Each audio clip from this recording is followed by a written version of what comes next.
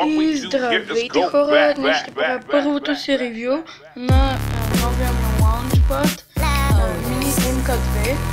Това е кутията му.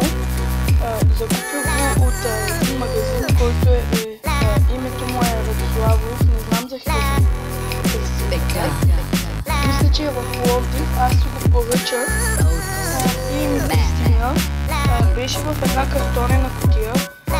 Беше с намаление на 170 лева и дойде жив и здрав, както виждате. Долу е оранжев и мен това изключително много ме зарадва и кабела също му е оранжев.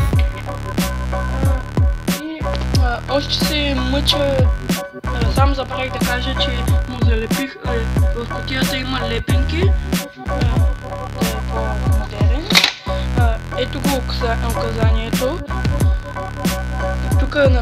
Тук намерих лепенките и също тук прочетах някои неща за лаунчпада. Препоръчвам го, ако търсите лаунчпад.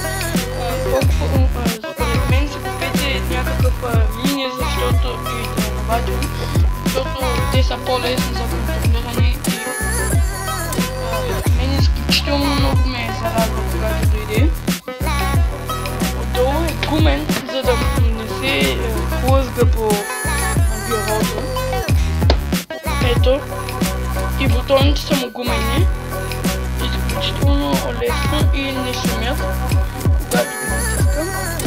Когато го включите, би трябвало само един момент. Когато го включите, трябва да светне като дъга. Трябва да изтеглите това приложение. Има го в книжката. Има си листовка, която е също в книжката. Пише сайта, от който трябва да го закупите. Само една секунда. Да закаря нещо. Ето тук пише за сайта. Само ако фокусира. Както и да е, ето го сайта. Ето го. Пише стъпките, по които трябва да го напише. Нищо, този код и без това няма да ви помогне, защото вече съм го вкарал. Надявам се да ме чувате добре. И също, да, ето така изглежда. Тук е миксера, само дето не мога да го натисна, защото съм влязал на друго място в приложението. Ето, това са настройките за звук, за всичко, ето.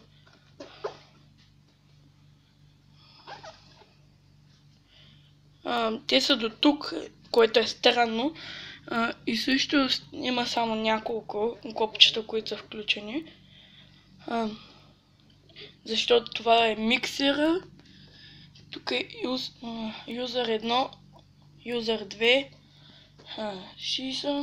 и от тук може да си вкараме музика. За сега още не съм го разучил много, но така. Просто някои неща ги знам. И това бях аз. Надявам се ревюто да ви е харесало. Ако е така, дайте едно палче нагоре или лайк, така да го кажа, защото някой може да не знае. И се абонирайте. И до скоро!